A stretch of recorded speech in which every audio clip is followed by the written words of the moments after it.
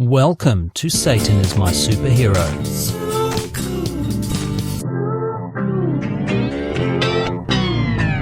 In this episode, we strap on the mutton chops like biker Jesus pumped full of amphetamines and look straight up to the heavens with the voice of a demon for a warts and all take on one of the most influential bands of the last 50 years. Motörhead. If you're not familiar with Motörhead, how did you end up listening to this podcast? Ignore them. We're very glad to have you. Welcome to the show. Motörhead. are best known for the song Ace of Spades. I've described them in the past as what it would sound like if Chuck Berry was hit by an out-of-control freight train driven by drunken pirates. Get off the tracks, Berry! While there have been many members over the years and some were more important than others, there's only really one bloke who matters in the Motörhead story. Lemmy Kilmister. But me and Eddie was in the band off and on for like 40 years. No one cares, Phil. Lemmy wasn't a satanic metalhead, but he was certainly anti-religion, with songs like Don't Need Religion, Bad Religion, and God Was Never On Your Side. Lemmy himself once said, "For God and for the devil and for the church too." That's an awful lot of smoking. I hope he had his pills that day. Lemmy produced a lot of quotable quotes about religion over the years. Here's a couple of my favourites. Religion is stupid anyway. I mean, a virgin gets pregnant by a ghost. You would never get away with that in a divorce court, would you? Please explain to the court, why don't you feel obligated to pay child support, Mr. of Nazareth? The kid's not mine. Oh, really? Who's the father? Well, this is gonna sound stupid and made up. Lemmy also said, I dislike religion quite intensely, actually. It's been the cause of all the grief in the world ever since they discovered the first stone of worship. Welcome all worshippers of the round stone. I would say it's more of an oblate spheroid. Die, heretic! Burn the heretic! Burn the heretic! Burn the heretic! It's biography time! Born Ian Kilmister on Christmas Eve, 1945, he would go on to earn the nickname Lemmy due to his habit of borrowing money from friends. Lend me a fiver, would ya? Lemmy's Air Force chaplain dad quit the family when the little rock star was only 3 months old. He was already hitting me up for money from the crib. Lemmy's mum married a rugby player and they moved to Wales for a time. Lemmy said of this experience, Being the only English kid among 700 Welsh ones didn't make for the happiest time, but it was interesting from an anthropological point of view. I can't understand a word you're saying. Have you ever heard of vowels? In his early teens, he started bringing his mother's guitar to school because it attracted the girls. I like your guitar. It's me mum's. Wait, come back. It's me mum's. Stupid Lemmy, stupid Lemmy. At some point after that, he also learned to play it.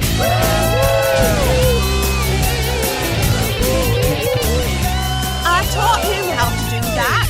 Ew, gross. Mum! When he was 16, Lemmy saw the Beatles in their natural habitat, the Cavern Club in Liverpool, and the impressionable teenager knew what he was going to do for the rest of his life. Yeah, hang out in bars. Throughout the 60s, Lemmy played guitar and sang in numerous bands, some of which were quite successful. He recorded, released singles and toured Europe with Kinks-like band, the Rockin' Vickers. Their biggest claim to fame was being the first British band to tour Yugoslavia in 1965.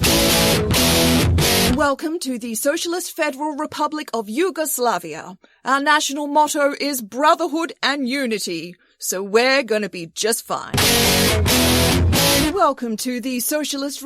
Lemmy wrote most of the songs and sang on underground psychedelic band San Gopal's 1969 album Escalator.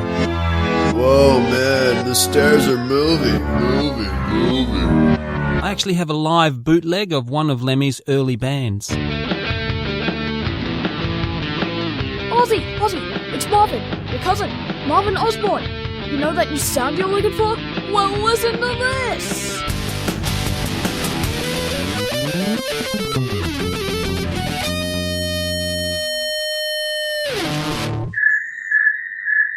I guess you guys aren't ready for that yet, but your kids are gonna love it. Lemmy also roadied for the Jimi Hendrix Experience, Pink Floyd and The Byrds. We'll work for drugs. Then in 1971, he joined his biggest band so far, the psychedelic space rock group Hawkwind. We'll play for drugs. Lemmy had auditioned as a guitarist.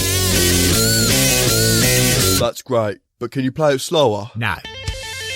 Totally inappropriate guitar solo! Wow!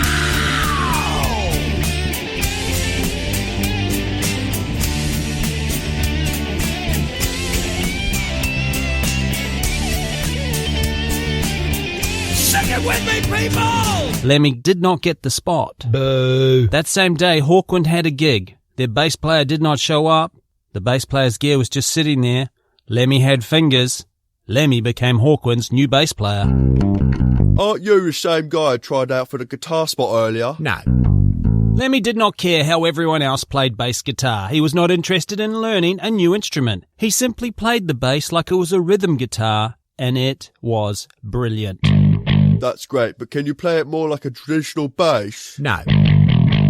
Lemmy would be with the band throughout their most successful period and sang the lead vocals on their most successful single, Silver Machine. This song's great, Lemmy, but can we turn it into one of our signature 12-minute jam sessions? No, no, no, no, no, no, no, no, no, no, no, no, no, no, no, no, yeah, no, no, no, no, no, no, no, no, no, no,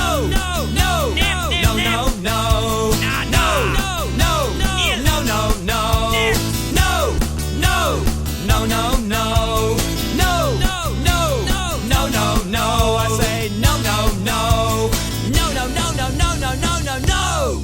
So, Probably not. however, despite the success that Lemmy obviously brought the band, they sacked him in 1975 after he was arrested for drug possession on tour in Canada. We were looking about in your bag and found this, eh? Sorry, eh? Sorry, eh? Sorry. Seriously? You're gonna make fun of an accent? Okay, Kiwi boy. Lemmy immediately formed a new band and called it Bastard. Dude, they are never going to put you on top of the pops with that name. Lemmy immediately changed the name to Motörhead. At the time, Motörhead was slang for an individual whose intoxicant of choice were amphetamines. Lots of amphetamines. Motörhead? So you boys are really into cars? No. Drugs. Lemmy had written and recorded a song called Motörhead for Hawkwind. He re-recorded that song Motörhead for the Motörhead debut album 3 years later. The Hawkwind version features synthesizers and a violin. The Motörhead version does not. Lemmy has said of the song, I am the only person to fit the word parallelogram into a rock and roll number. I'm very proud of that. He has a point, a quadrilateral with two pairs of parallel sides kind of point. A quadrilateral.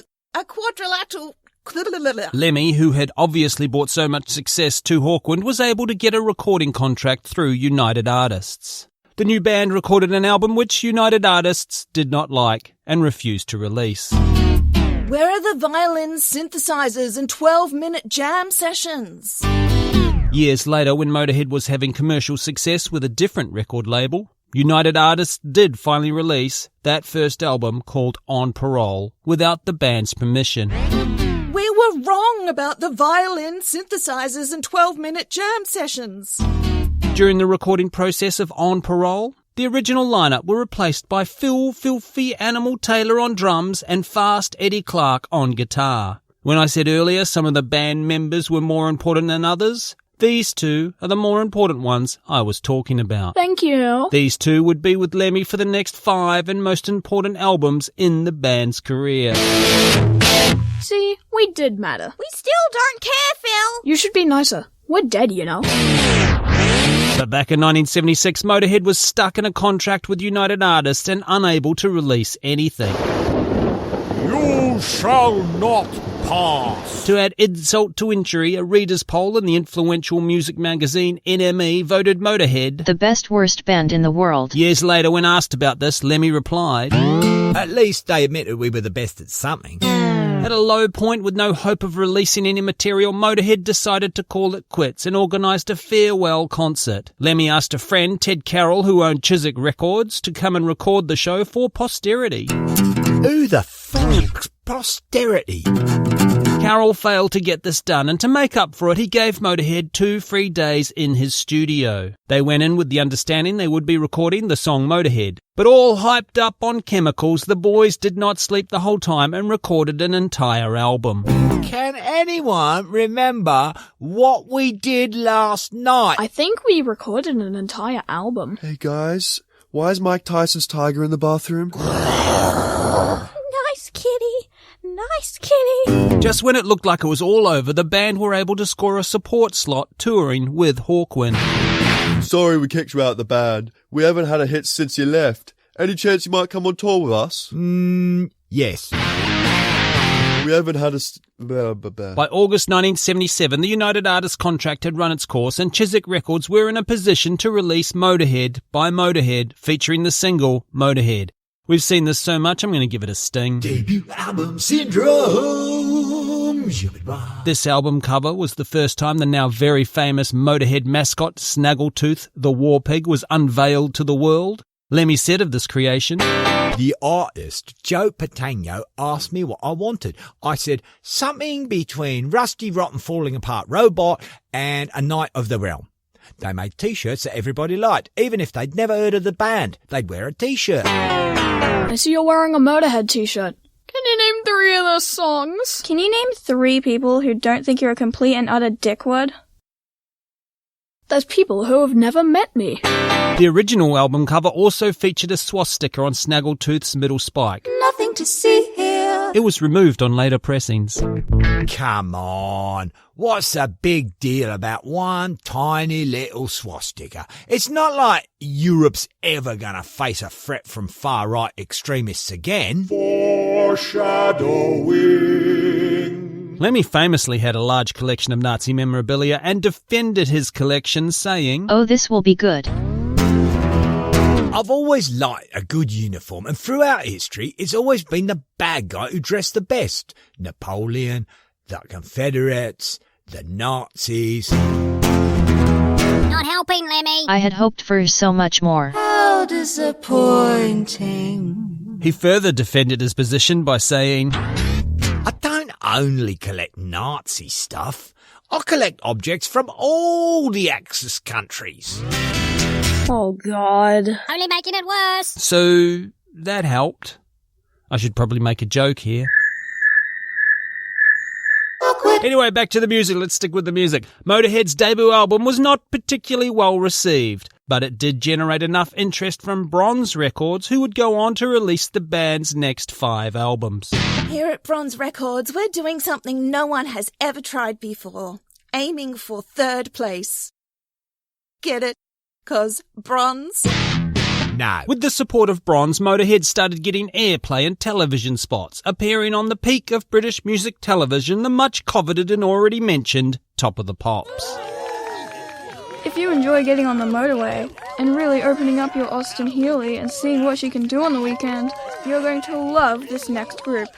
Please welcome to the stage, Motörhead. We're not into cars. It's a drug thing. Oh, how ghastly. What a brutish individual. Airplay and television spots resulted in record sales and chart success. Motörhead had not just arrived, but they had been lovingly accepted. How can you not love them? Even people who hate them think they're the best thing they hate. In 1981, they released the live album No Sleep Till Hammersmith, which would be the only Bronze Records album to ever go to number 1. God damn it, guys. What did I tell you? We aim for number 3. It's our point of difference. 1982's Iron Fist was the final album with Bronze Records and the last to feature the classic Kilmister, Taylor, Clark lineup. Lemmy wanted to record a cover of Stand By Your Man with plasmatic singer Wendy O. Williams, and Clark decided he was done. Girls can't do rock and roll. Taylor played on one more album and then quit the band immediately after they appeared on the cult classic British sitcom The Young Ones. Rah, rah, rah! We're going to smash the oiks! Motörhead were then unable to release any music for 2 years while they found themselves in court with Bronze Records. I swear, Your Honour, she told me she was 21. No, Lemmy, we're not here for that. Sorry, force habit. But from 1986 onwards, Motörhead would spend the next 30 years constantly releasing albums, touring and changing lineups. No mortal human could keep up with Lemmy. They've appeared in too many films, TV shows and video games to mention in the time we have here. What you doing? Playing the Motörhead video game.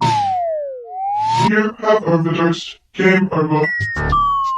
Over their 40-year career, the band released 22 studio albums, 16 live albums, 16 compilation albums, 5 EPs, 3 box sets, 29 singles, 10 video albums, and 34 music videos. And some people will tell you amphetamines are a bad thing. Their record sales never again reached the heights of the Ace of Spades / No Sleep till Hammersmith era.